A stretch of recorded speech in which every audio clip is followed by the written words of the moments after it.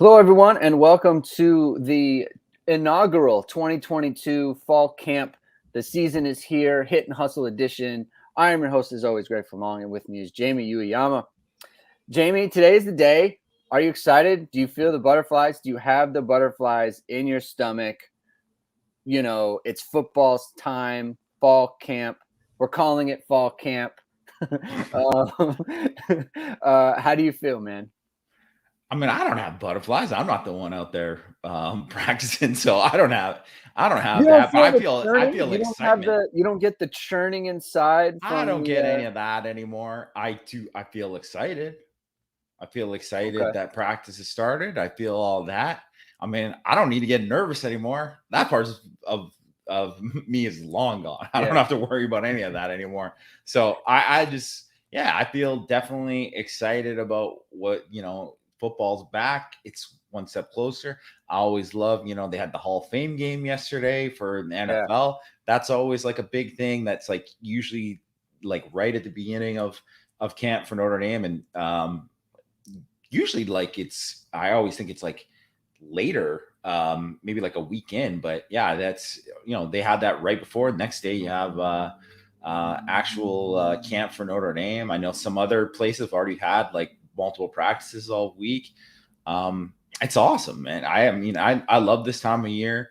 I get excited about it.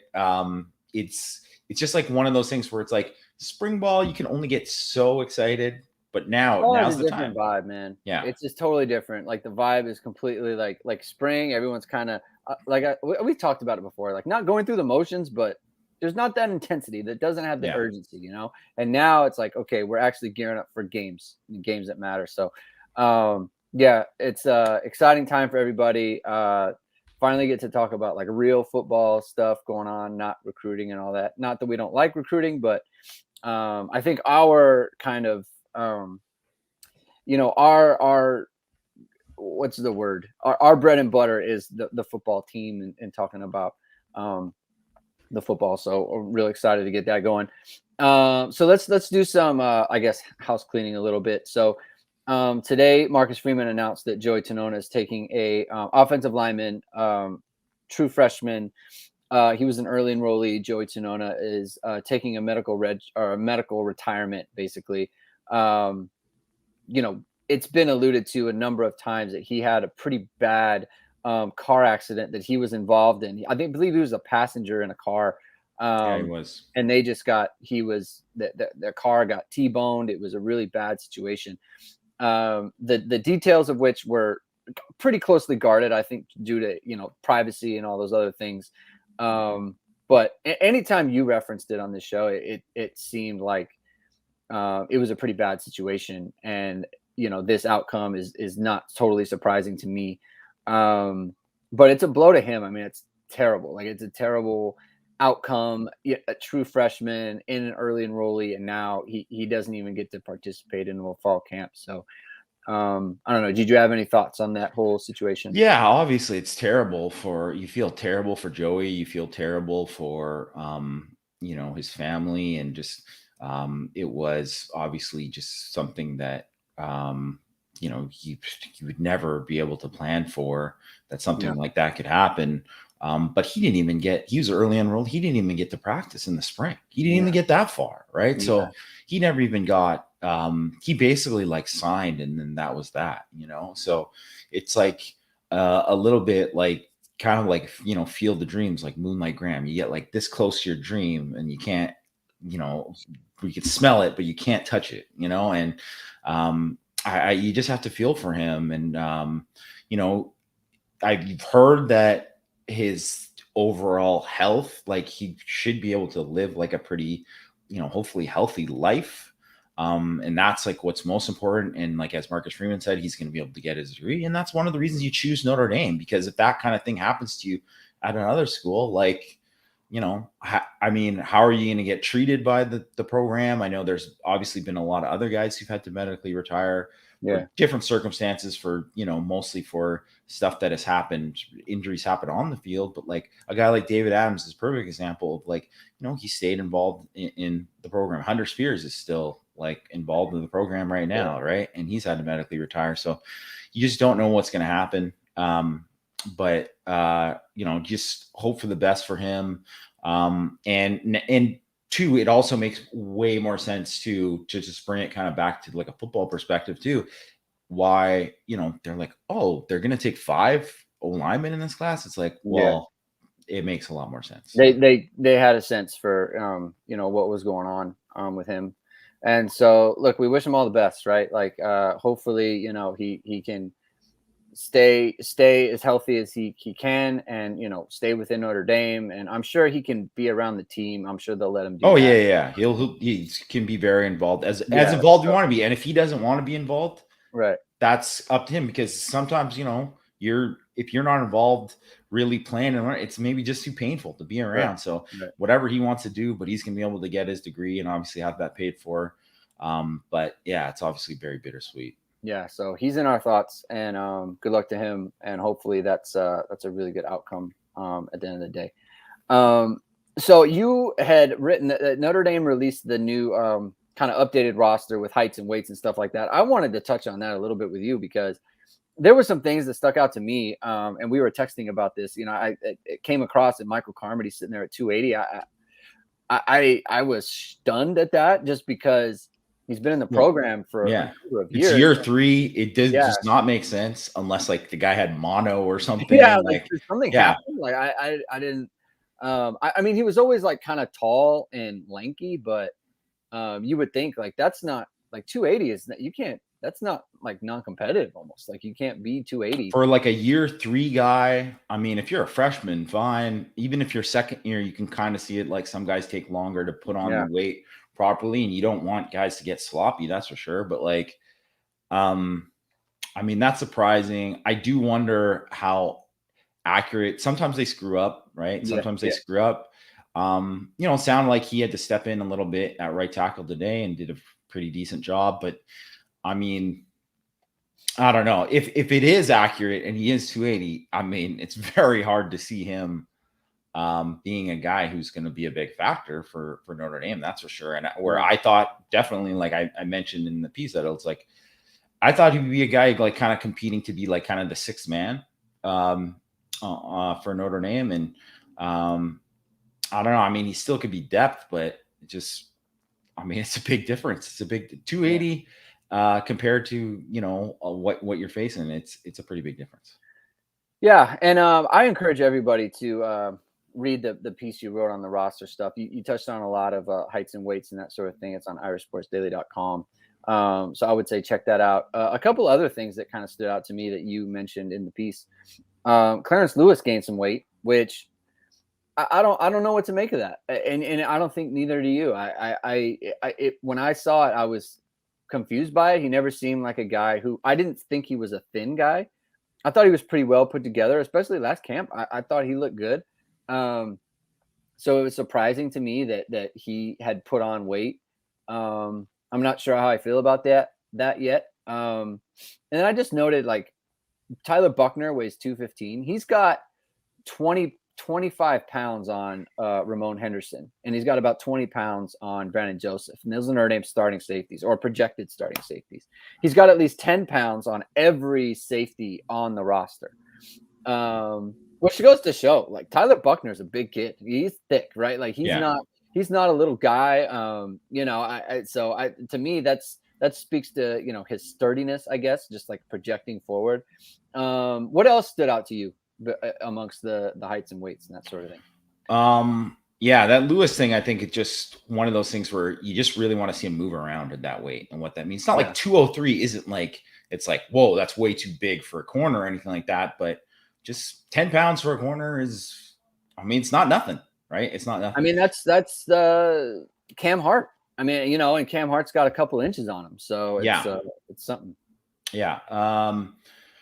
Burn him up to up basically 19, basically 20 pounds up to 233. Not surprising at all, considering he moved to Viper and his frame. I think he's probably going to be a guy who settles in probably around 245 eventually for Notre Dame. So I think that's all positive. All the freshman weights, I think, are all pretty positive.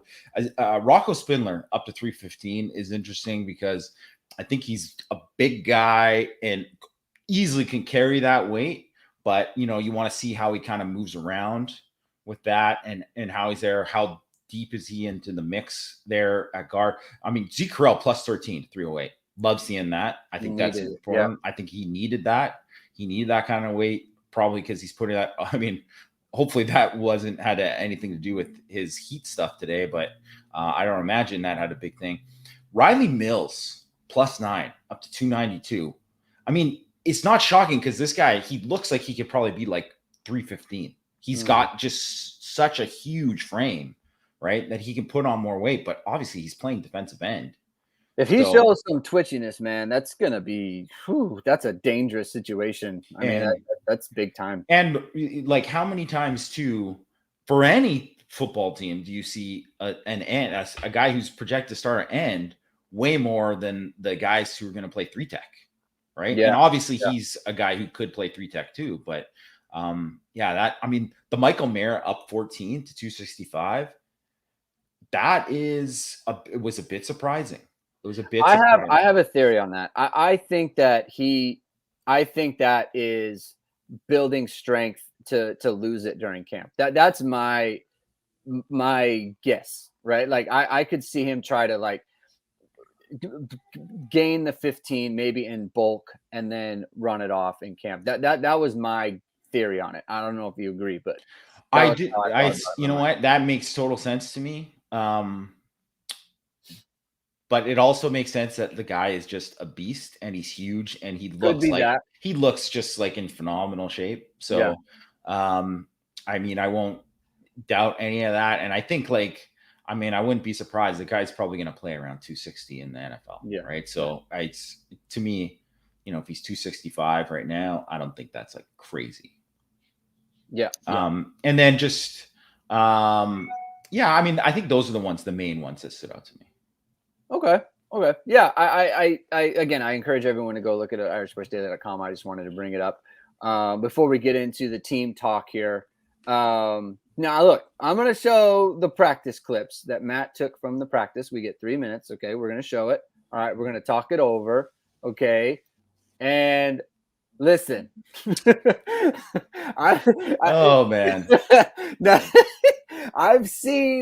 I've participated in a lot of practices. We'll run it right now. Okay. We'll run it.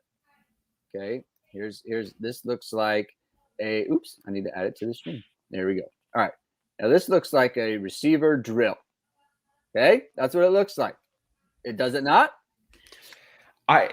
It does look like a receiver drill, but Marcus Freeman gave context to what it was after, and he said it was specifically for a special teams type of thing where they wanted the guys who were returners to catch the ball there. So when you see, Brandon Joseph and Jaden Mickey, I don't know if Jaden Mickey does not show up here, but he was at practice catching passes like this too. Okay. All right. And obviously, anyone who knows Greg or follows him on Twitter knows that no one, I'm like, there's no one in the world who stumped for Kyle, not even Kyle Hamilton. Kyle Hamilton said he did not care about playing offense, but our own Greg Flammang went to the mattresses. He went to war to try to get Kyle Hamilton. I mean, we're talking probably wildcat quarterback, throw him a couple fades in the end zone, whatever. Like you wanted him to be out there. And obviously that didn't happen for Notre Dame. And then Brandon Joseph catching your pass, that is obviously it infuriated you. And, here's the thing.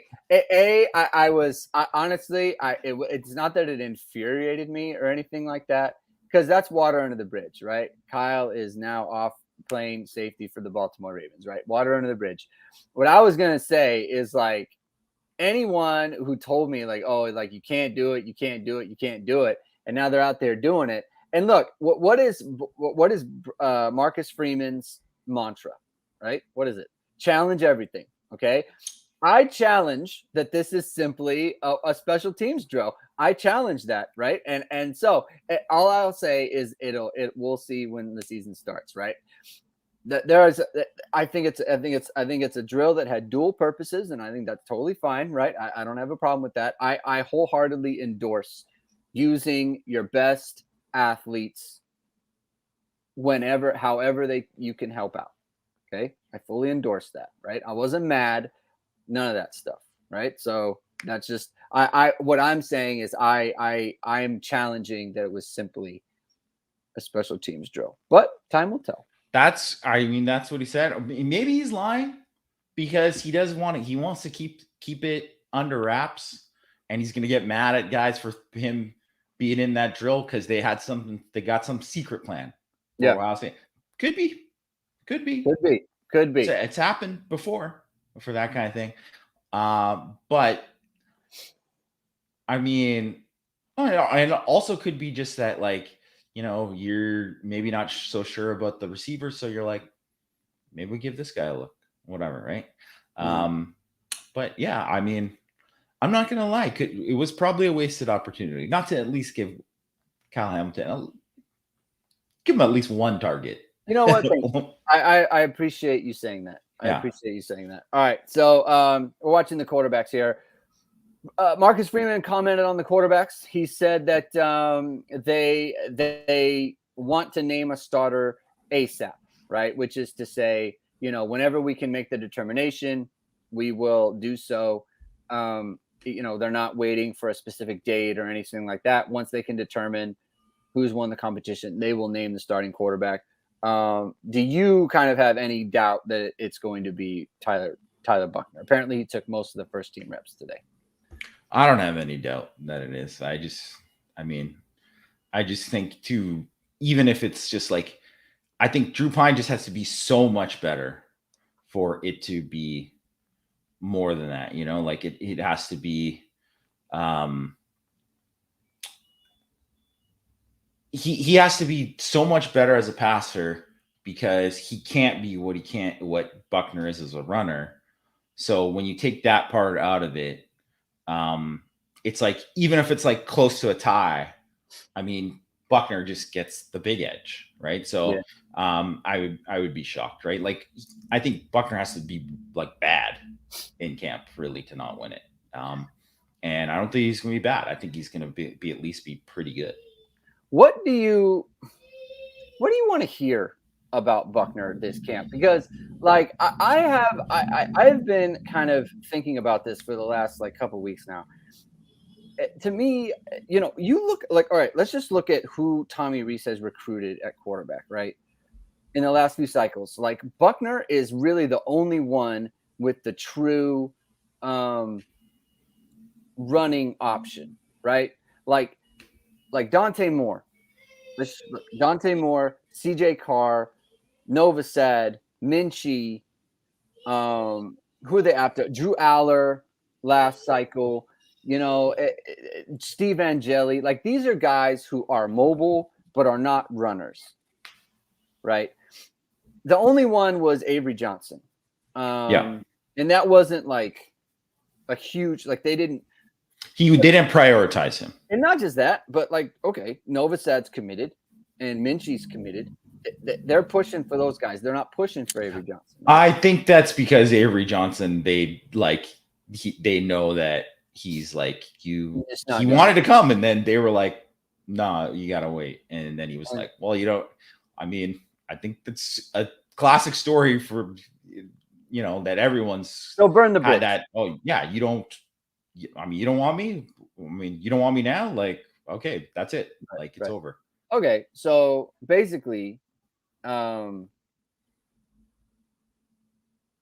there's still like the pattern, right? That you got one guy like one way, and then a bunch of other guys that are just like basically primarily passers.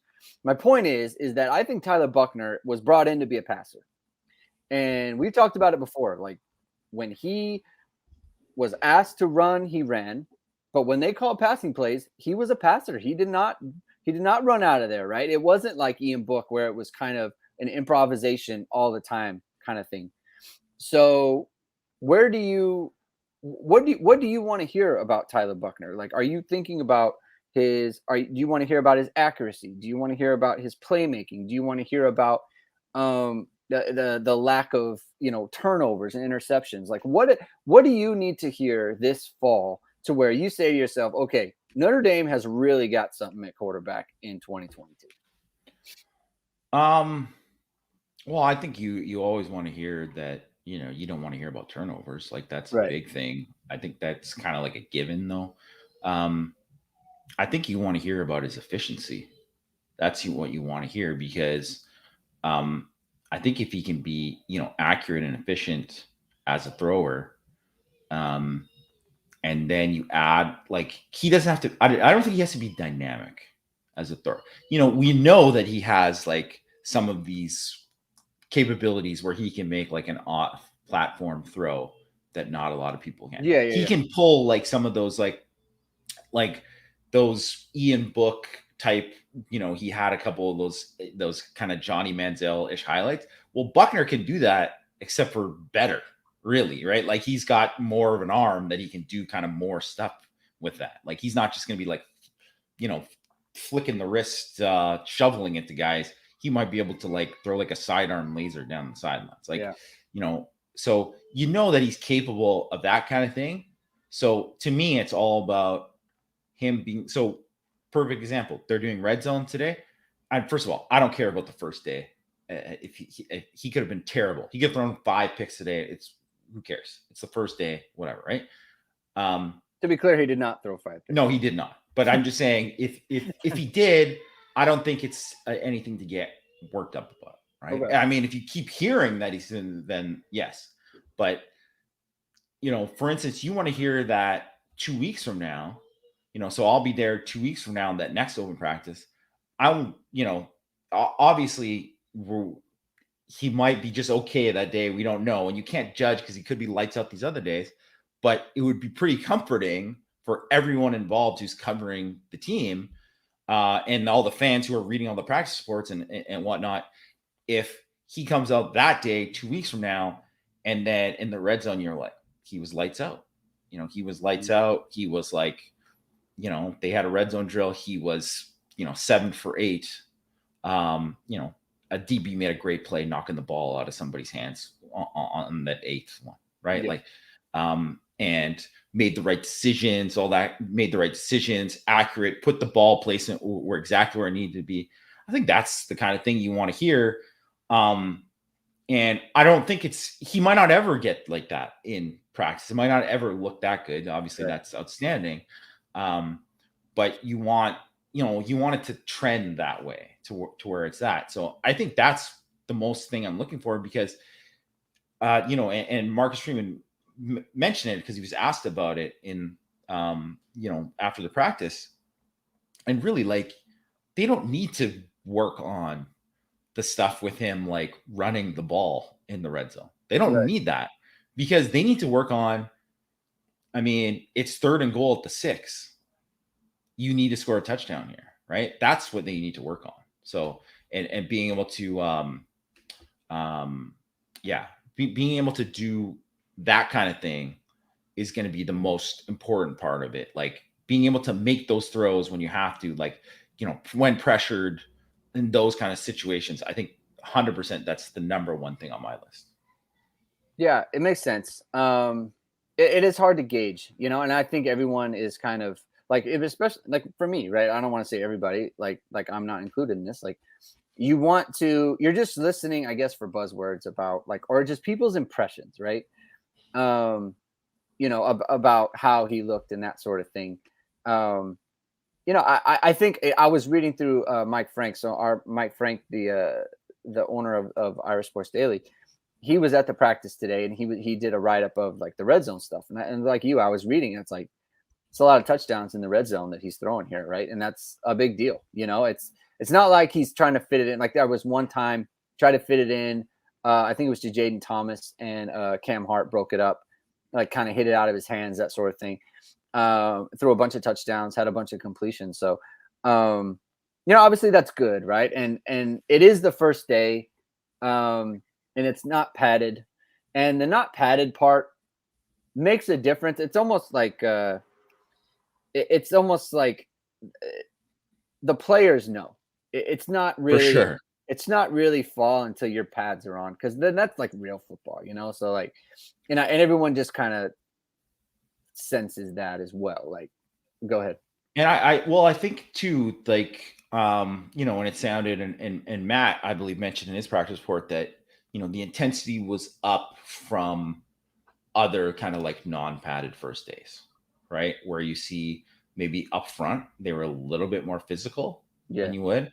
And certainly I've been in practices too, where it's like non-padded and it's like, you barely notice a difference because guys are going hard, but it's really like usually dictated by like one or two guys, because one guy's just like, I don't care that it's, you're supposed to like kind of let up a little bit, but then there's always one or two guys who's like, nah, man, I'm trying to prove something here. And Yeah. then Like, I got something going on. yeah, and then it kind of goes up from there, right? So I think like that, but what you're saying though about, there definitely is, there's just, when there's no threat of like the rush and ever getting hit, and that's why practice is so different for quarterbacks too than it is in the Yeah. games, and why for DBs too, and obviously it's way different from like back in the day of like guys just getting crushed over the middle and stuff too.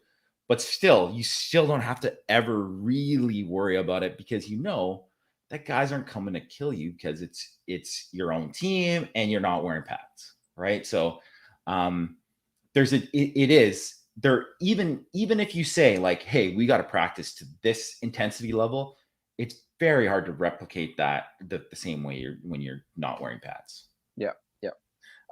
So Buckner in the red zone, that stood out today from what I was reading, and the reports on Audric Estime. Things are building there. Mike's talking about how he's slimmed down, which I think is good, and he noted it in his piece as well. I think it's a good thing, and he thinks it's a good thing. I think that he was getting almost like it was too big for his style, right? Like he plays like a guy who wants to be I don't know, like Sony Michel or something, he wants to be nimble. And I thought he was getting too big. And Mike said he slimmed down. He made a run today where he got to the corner and outran people to the end zone. And I think that's great to hear. And then Logan Diggs is out there doing stuff. And I was wondering about this too, because we knew he had been participating in the summer, and who knows, that's obviously not football at all, right? That's just working out and running around and that sort of thing. And then he posts the video of him working out at home with a trainer, nothing on his shoulders or anything. I've never torn my labrum or anything like that. I don't know what goes into that. So if you can run around, you can run around. But then he's out there practicing with the team.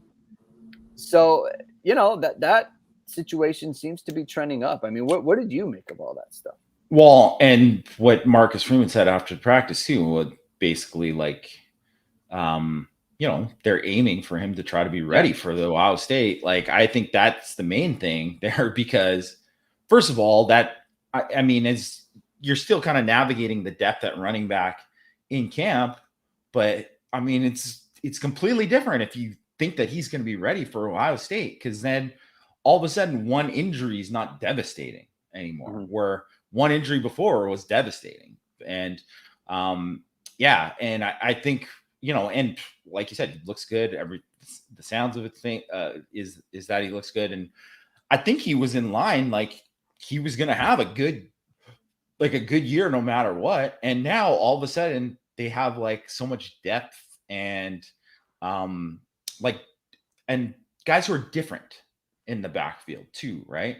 And I mean, I'm excited about. I mean, Diggs, whatever. It's kind of like throwing up like, the whole Ben Simmons working out against a chair, right? And he's like, they're throwing those up on Instagram.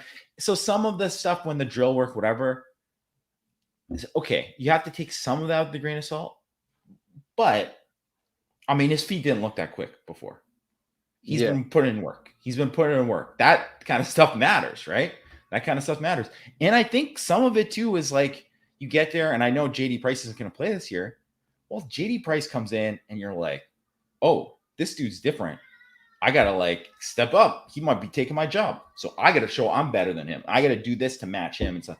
And that kind of stuff matters. So I do think there's probably like with all the competition and Estemi's coming up and all this, it's like nothing's guaranteed. And Yeah. Diggs wants to be the dude.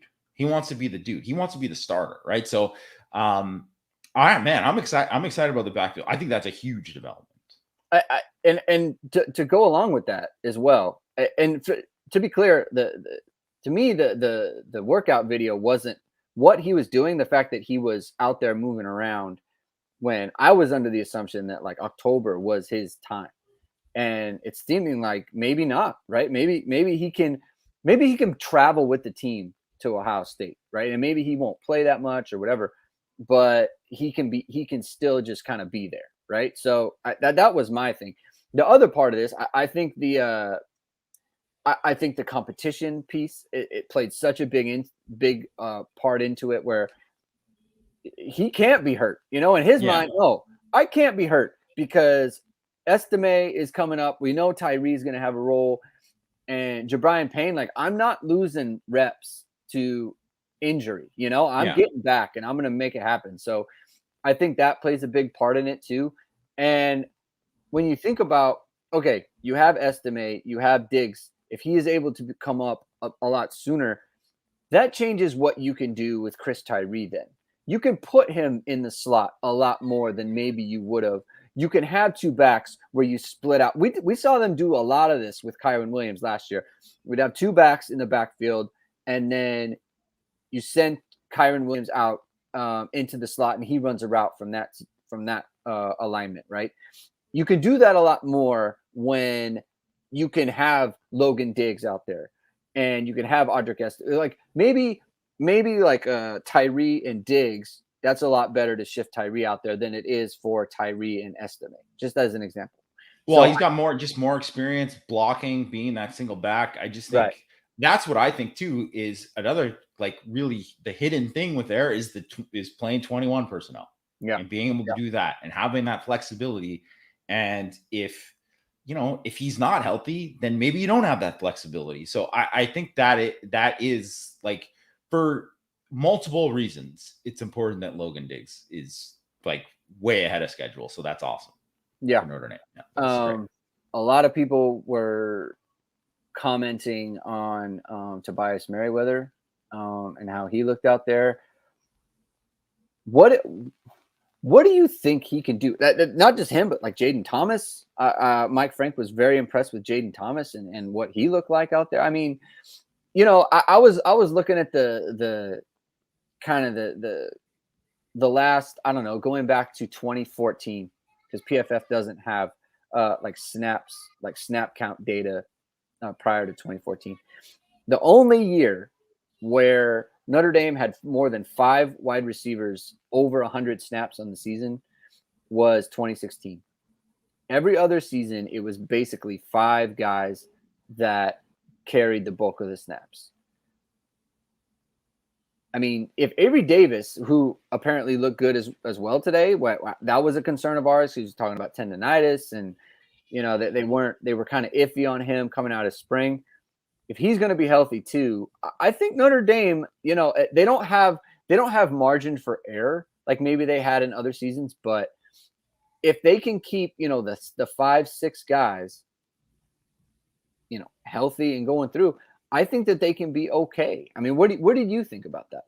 How do you feel about kind of the situation now that we know that Jaden Thomas came out looking good and Merriweather looks physically ready to go, and then Avery Davis has a role? Like, how did you take that in? Because I'm as I guess positive about that position as I have been, since the offseason, basically. I think that's both of those with Merriweather and Thomas. I think, especially when you hear about Thomas, like he wants to be great. Yeah. Like the work ethic, like that is just huge. Because you know what? Like Colsey, like it's got to be like a wake-up call. If he doesn't want to be great, this guy's taking your spot, right? This guy's taking your spot. He works harder.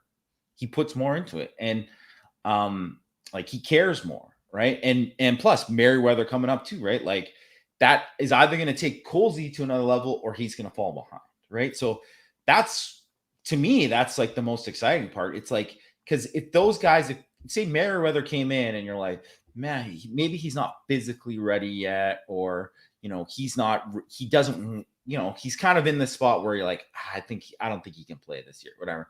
Then that's Colsey's just like, well, this is my spot. And then Thomas isn't really pushing, and he's not a guy, whatever, that they think that can help. Like, I mean, that changes things. That changes it. And I mean, for all we know, we don't even know too if like some of the stuff they're saying about these guys is to get like Colsey going and just say like, Yeah. hey, like no one's asking about you. We're asking about these guys. Like you gotta step up, right? So I think one of the things too is that like as you got later on, and it was, so you said that 2016 year, so 2017 is when Dell Alexander took over. Yeah. And he like famously like only played like certain guys, right? And even if you think about it, there was like guys who were like could. So I'm not saying like Javon McKinley like should have. I mean he never looked in practice. I never saw a thing where I'm like Javon McKinley. Never expected his final year for him to have that kind of final year, but maybe if he was a guy who played more and got a little bit, maybe built up some confidence, got some more game reps and all that stuff, maybe he could have been a guy who helped him a lot sooner, right? Yeah. And maybe for a lot of these guys, right? Lawrence Keys, that was one of the things. He was like, he thought he was going to play a certain amount, he didn't, and that's why he was out, right? Like, and I think Chauncey Stuckey, who coaches receivers now, he comes from obviously he was at Baylor last year, but he's from Clemson, and Clemson for the longest time, even though they've had dude after dude at receiver, they have like played freshman guys who have come up and they get reps in games, and maybe they only play 10 snaps. But if you play 10 snaps in a game, you're going to get like something, right? It's kind of like a little bit what you had with like Colsey and Styles last year. And then Styles obviously grew and grew. But that's kind of what you need really from your whole thing, is you want to be able to play more and more guys like that. And then all of a sudden you're building something.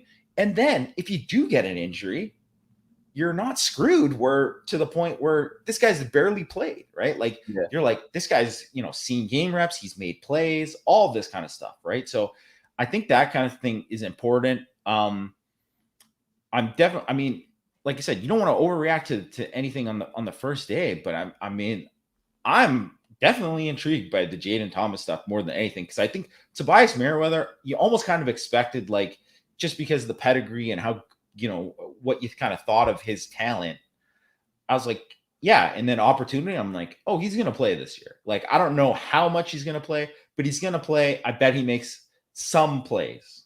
I don't know if he's going to be the starter or anything like that, but he's going to contribute, right? Jaden Thomas, like, don't know what to expect. You can't just judge the blue gold game and whatever, because who knows, it could be the next junior Jabby, right? Like you want to hear this kind of stuff about this guy's work ethic. Like that's fantastic news for Notre Dame. Like that's something that they, have to be thrilled with, because they need him to be a guy, because they don't have enough scholarship receivers to kind of lean back on. So even if he's not a guy who starts and like Colsey becomes a dude or whatever, like you still need somebody there pushing. And later on he might, and if there's an injury, he might have to step up and be somebody. And with Joe Wilkins out till, obviously he's not going to be out there in the beginning of the season, you're going to need more and more guys.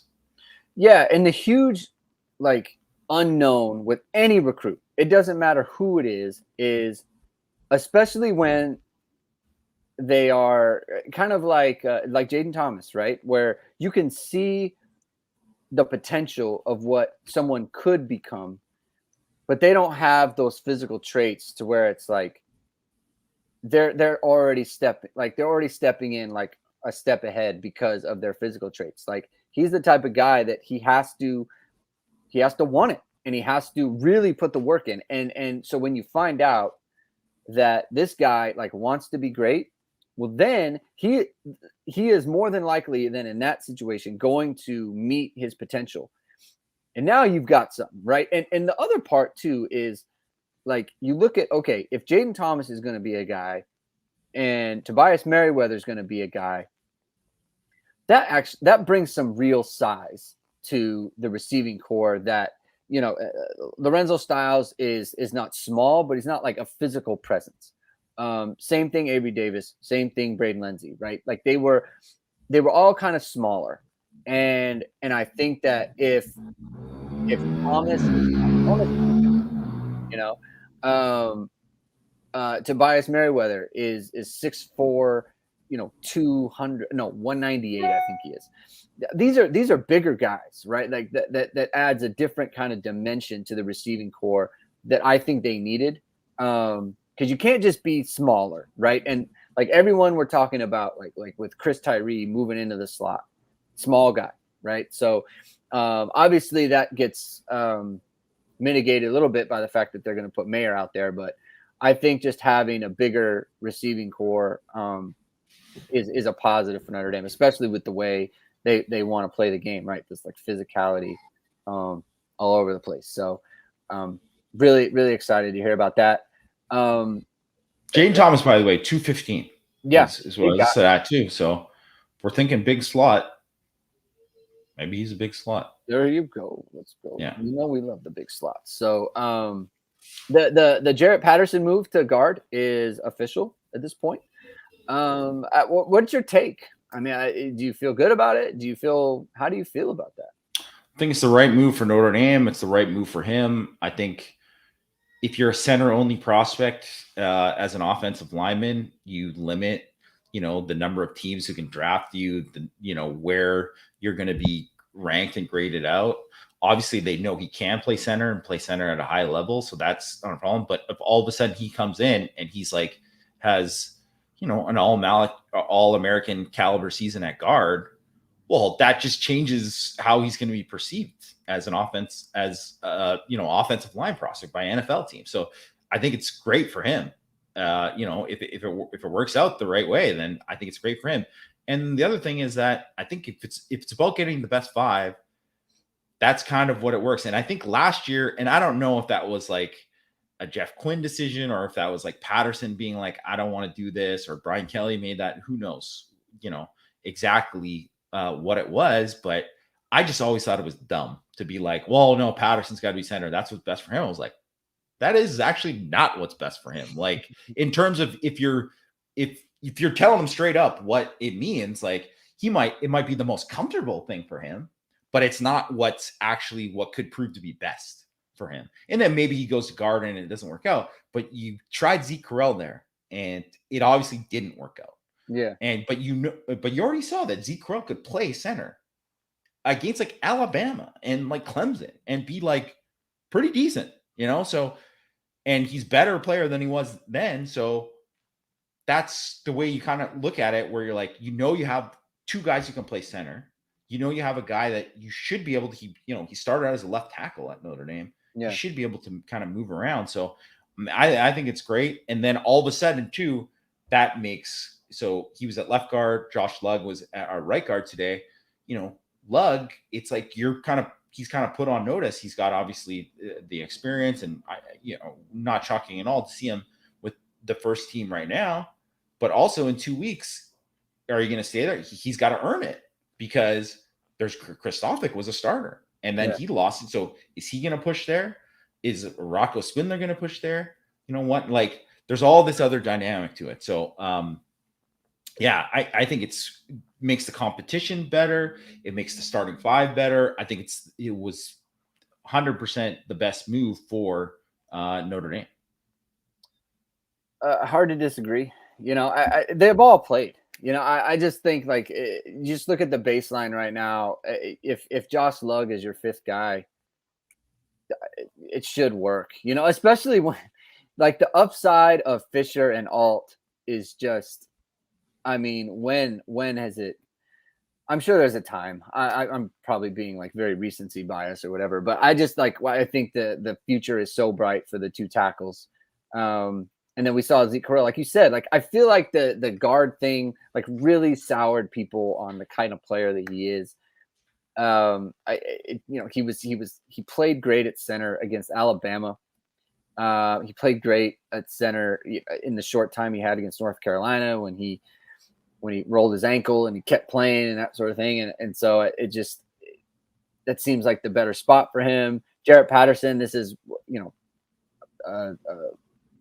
some form of like a contract year for him. I mean, this is a huge one for him. So he's probably going to be a captain again, right? So that's a big deal. So yeah, a lot to like, just on paper. We'll see, obviously when the pads come on, that's going to make all the difference. And just to bring up the tackle point again, I think that 2015 line, which is, really, that was the best. I know they didn't win the Joe Moore Award, but that was the best line overall that Notre Dame has had, because you got Stanley and McGlinchey. Yeah. And obviously McGlinchey wasn't the same player that he ended up being later on, but he was still very good. And Ronnie Stanley was like awesome that year. And obviously he ended up being the number 6 pick in the draft. So, Alton and Fisher aren't there yet, but that's the potential. That's what you could potentially have there, because I think, you wouldn't be surprised if both those guys end up being first round picks. So, and that's like why these next 10, two, like top 10 guys. Yeah. Like very, very high picks. So, I think that's kind of like, if you're talking about ceiling, you're talking about like that 2015, those two offensive tackles and kind of like that level. Yeah. So we'll circle to the defense a little bit. The Jaden Mickey stuff, it continues to grow. It's just there. I don't know what to say at this point. I think he's going to play a big role for Notre Dame this year. It's just, that's where it's trending. He seems like an unstoppable force at this point. He's going to get himself on the field, which is good to hear and good to see and everything. So that's really good. What's Freeman had mentioned that there was a little bit with Marist. What do you have any insight on that? Yeah, he mentioned at the beginning, and then he kind of came back to it, that he is like he's fully cleared, 100% fully cleared, but they kind of are putting him and also like Kane Barong and Avery Davis, they're on pitch counts basically.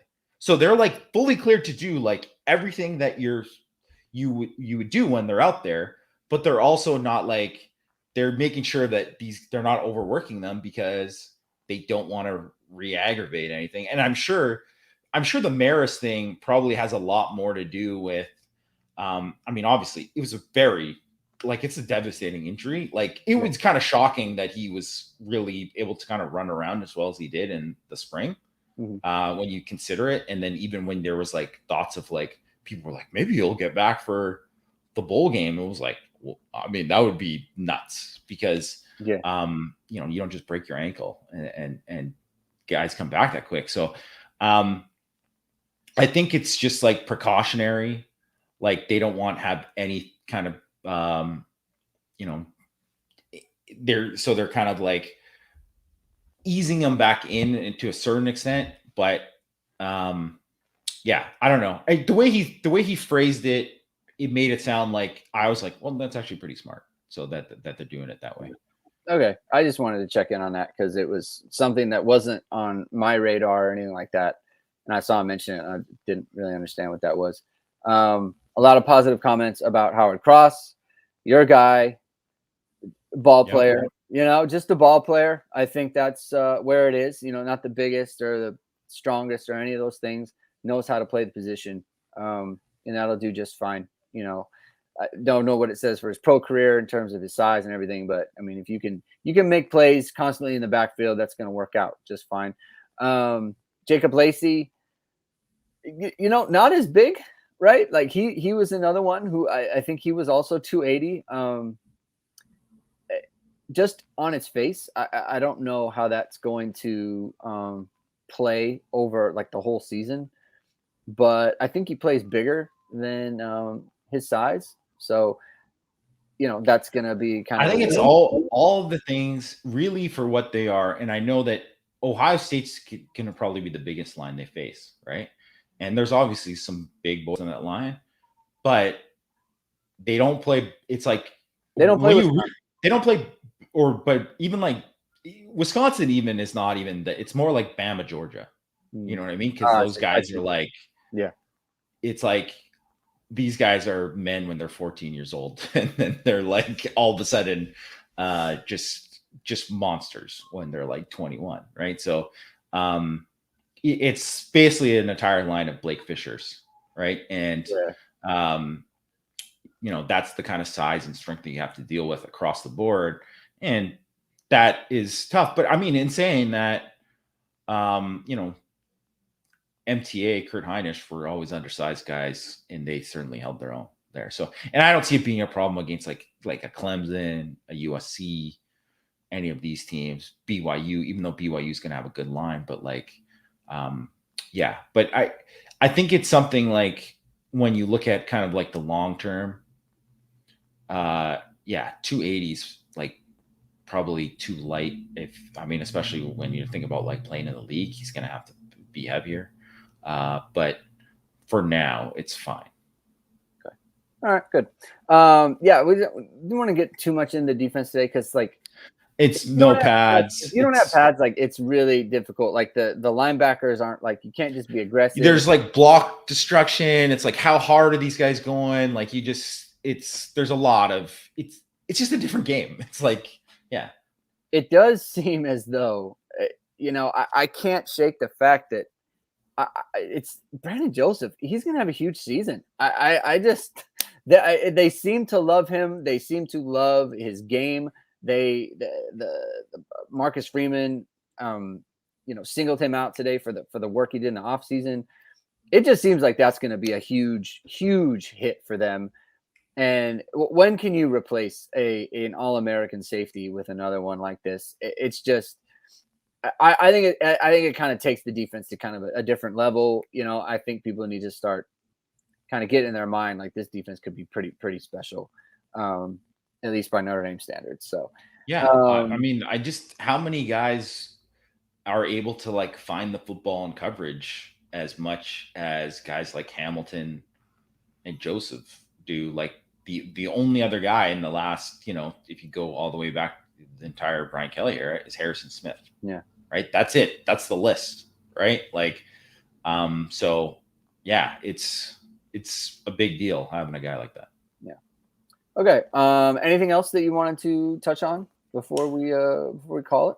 I will, just quickly on, and you don't know because sometimes they just line up at the beginning of practice when they're doing some of the 11-on-11 stuff. Mm-hmm. But Coley, they did have him out, and he was outside at Rover with the second team, that according to Matt's reporting. And then and I asked Matt about it, and he said, yeah, he was. I don't know if he's going to be there permanently or anything like that, or if they were just doing it because that was what they're doing to run through stuff at the beginning. But yeah, I was there. And then Botello was rotating in with Justin Animal at Viper. So is that kind of where they're going, where Coley's going to go back out to Rover? And it could be just that they really like Junior Tuihalamaka because he was the second team Mike, and they wanted to just kind of move some stuff around there. But I do think watching the linebackers and how they kind of shuffle things there, that's going to be really, really interesting. So I'm interested to hear kind of, maybe like a week from now when they're doing like another 5-period things, where they're at there. Also, like when I get there a couple weeks from now, what it looks like too. I'm excited for that. Yeah, the linebackers are super, super intriguing. One of the more fascinating position groups on the team, if not the most, really. Just so many interchangeable parts. It seems like they can go in a number of different directions. Okay, that's we'll call it for today. I think that was good. We're gonna have a lot of stuff coming out now. So that now that camp is in, there's going to be we get a lot of 5-minute periods, so there's going to be a lot of eyes on the team. I'm probably going to be doing a lot of pre-recorded videos. Jamie and I will be doing our Hit and Hustles weekly to talk about just kind of the bulk of everything. So I'll be doing pre-recorded videos that'll be released kind of overnight, basically. So they'll be there when everyone wakes up. there's going to be a lot of like analysis on like things that come up, talking about certain position groups like Tyler Buckner, running backs, and all those other things. So like 15-20 minute kind of dives into those things. You're going to want to stay tuned to irishsportsdaily.com. There's Ben Minich's announcing his commitment today. On Saturday is Dylan Edwards is going to be announcing his commitment. And so you're going to want to, stay in touch with Irish Sports Daily for the latest there. Could be more. There's a lot of momentum going right there's now. there's things happening. Things are churning as always. So thank you, Mitchell. I appreciate the kind words. That's very nice. Thank you for tuning in. It's very, very cool of you to say. So there's gonna be a lot full coverage on irishsportsdaily.com from today's practice as well that you're gonna want to check out. Mike Franks, he wrote a lot about what he saw today that was really helpful. Matt had a good write up as well. Transcript from Marcus Freeman's press conference. Hit the subscribe button. Hit the like button on the show. You're not going to want to miss out on all the content we have coming out. There's going to be so much stuff. Everyone's very excited. This is like the football season. This is why basically they brought me on. This is why we have our show, right? Just for the football year. So this is why we're here. We're very excited. And so it's going to be a lot of fun. So again, thank you everyone for tuning in, and we will talk to you very, very soon.